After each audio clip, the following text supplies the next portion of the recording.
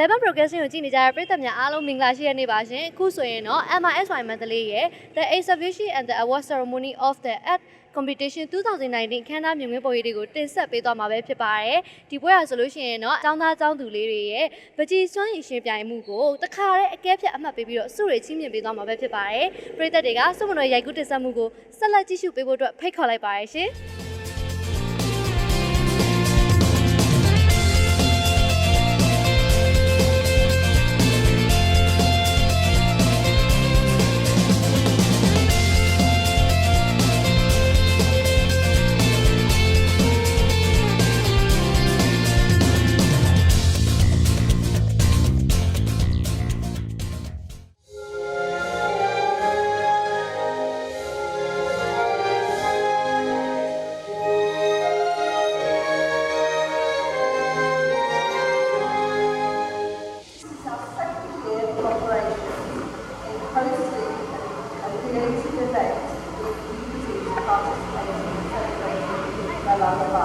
Thank you for inviting me and look forward to meeting you during the course of this month.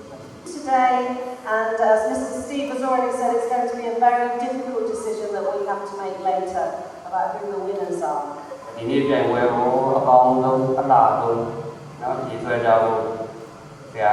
တိုက်တွန်းပါတယ်ဆရာတို့အနေနဲ့လည်းအမှန်ကန်ဆုံးနဲ့အကောင်းဆုံးလုပ်ပြီးတော့ကြည့်ပြအမှတ်ပေးသွားမှာဖြစ်ပါတယ်အားလုံးကြည့်ရကြပါစေကျေးဇူးတော်ပေးပါတယ်ကျေးဇူးတင်ပါတယ်အားလုံးမျိုးဒီအကောင်းဆုံးကြိုင်နိုင်ပါစေအားလုံးမျိုးကိုကြည့်ကြပါစေ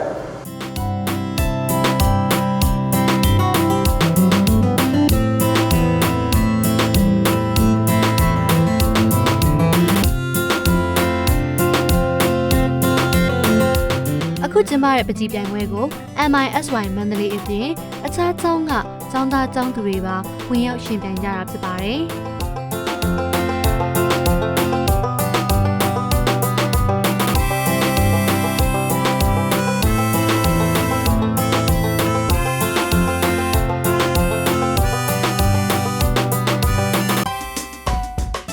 The Colors of Nature ဆိုတဲ့ခေါင်းစဉ်နဲ့သဘာဝတရားကြီးရဲ့အယောင်သွေးတွေကိုကျောင်းသားကျောင်းသူတွေကပုံဖော်ပေးရမှာပဲဖြစ်ပါတယ်။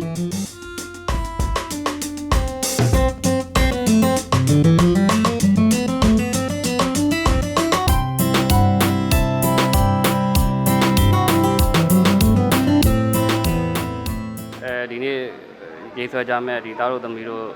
ရဒီပကြီးကားတွေအပေါ်မှာကျွန်တော်တို့ကသူတို့ရဲ့စိတ်ကူးစိတ်တန်ကောင်းမွန်မှုပေါ့နော်နောက်ဒီ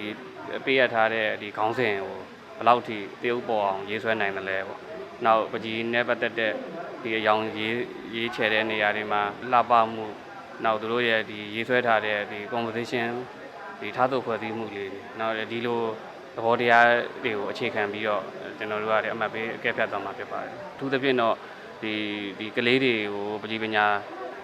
တင်ကြားပေးခြင်းအပြင်နောက်သူတို့ပကြီးပညာပေါ်မှာစိတ်ဝင်စားရေးခြင်းအပြင်ဘာတွေရမလဲဆိုတော့နံပါတ်1ကတော့ဒီတီထွင်ဖန်တီးတဲ့ဉာဏ်ပေါ့နော်တီထွင်ဖန်တီးတတ်တဲ့ဉာဏ်ဒါပကြီးစရေးမယ်ဆိုကြတဲ့ဒါသူအစပြီးတော့တွေးတော့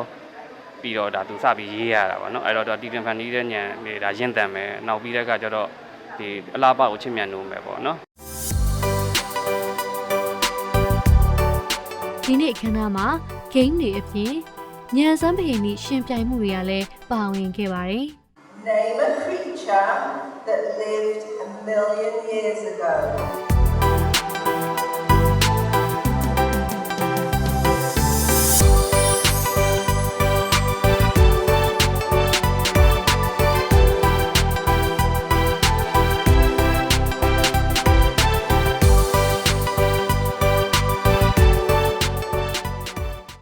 The reasoning for inviting and hosting this event is to benefit the community. Art is a creative subject and we wanted to bring the community together in education especially and have children from all aspects, whether it's international schools or local schools, to come together at our school and celebrate an art event, so an art competition. For us, this is one of many future events that we're going to host This event this year is the second event that we're hosting in terms of art competition,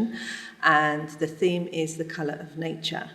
because this is something that we feel strongly about, is our environment. And in Mandalay, we have our wetlands and our bird life population that need to be conserved for future, because that will affect farming and so on. So I think this will highlight an issue that's a global issue, that we need to take care of our environment. And I think art is a way of getting everyone together creatively. It's a fun activity, but at the same time, there are issues that we need to tackle, and starting young with children is the best way. So we're involved with organisations and support organisations such as Trash Hero, Clean Mandalay, and we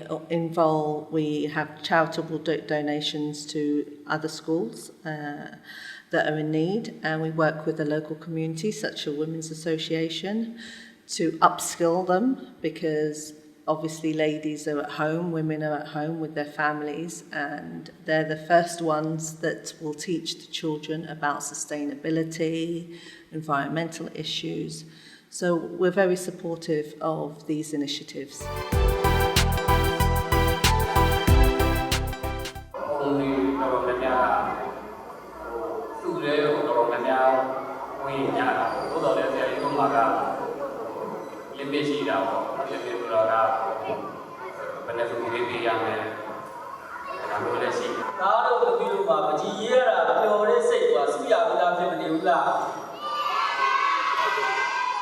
But ပကြီးပြိုင်ပွဲမှာပထမဆုအတွက်ငွေကျပ်9သိန်းဒုတိယဆုအတွက်ငွေကျပ်3သိန်းတတိယဆုအတွက်ငွေကျပ်2သိန်းအပြင်2သိန်းဆုများစွာကိုလည်းပေးအပ်ချီးမြှင့်ခဲ့ပါတယ်